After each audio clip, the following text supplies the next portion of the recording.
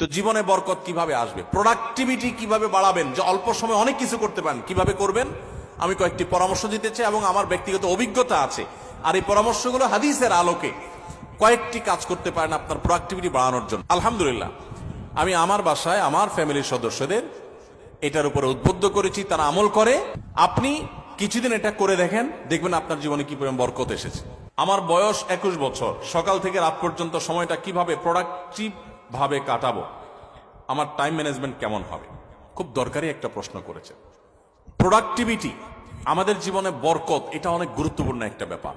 ইসলামের ইতিহাসে স্বর্ণযুগের অনেক সোনালী মানবরা আছেন, তাদের মাত্র 30, 35, 40 বছরের জীবনে হাজার হাজার পৃষ্ঠার বই রচনা করেছেন, গবেষণামূলক বই। আজকালকার মতো কপি পেস্ট মার্কা বই না, যে গুগল থেকে নকল করে কপি পেস্ট করে বই লিখে ফেলছে, জি না। তখন গুগল আর নেট ছিল না, লাইব্রেরি থেকে পড়াশোনা করে নিজেরা গবেষণামূলক গ্রন্থ লিখেছেন। 10 ভলিউম, 20 ভলিউম, 30 ভলিউমের এক একটা বই এক একটা আলমারি হয়ে যাবে। 30-40 বছর বয়সে এত বড় বড় বই লিখে ফেলেছেন। আর আমরা অনেকে আছি 30-40 বছর বয়সে ওই বইগুলো পড়েও শেষ করতে পারবো না।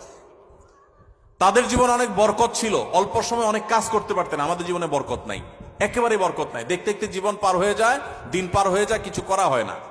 তো জীবনে বরকত কিভাবে আসবে, প্রোডাক্টিভিটি কিভাবে বাড়াবেন, যে অল্প সময় অনেক কিছু করতে পারেন, কিভাবে করবেন আমি কয়েকটি পরামর্শ দিতে চাই এবং আমার ব্যক্তিগত অভিজ্ঞতা আছে।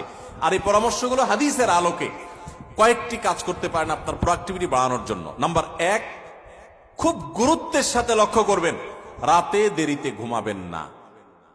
যারা রাতে দেরিতে ঘুমায় এদের জীবনে বরকত নষ্ট হয়ে যায়, এদের জীবনে প্রোডাক্টিভিটি থাকে না। দেখুন, পৃথিবীতে যে সমস্ত দেশগুলো উন্নত হয়েছে, আপনি আমেরিকা বলেন, জাপান বলেন, কোরিয়া বলেন, আপনি ইউরোপ বলেন, পৃথিবীর যে সমস্ত অঞ্চলের যে সমস্ত দেশগুলো উন্নত হয়েছে, তাদের দেখবেন সবার একটা কমন লাইফস্টাইল হলো তারা রাতে তাড়াতাড়ি ঘুমায় পড়ে। সমস্ত উন্নত দেশের সব মানুষদের মধ্যে কালচার আছে। সারা পৃথিবীতে যে দেশগুলো উন্নত হয়েছে তারা সবাই দেখবেন সন্ধ্যার পর পর শুয়ে পড়ে। আর আমাদের বাঙালির রাত শুরুই হলো 10টার পর।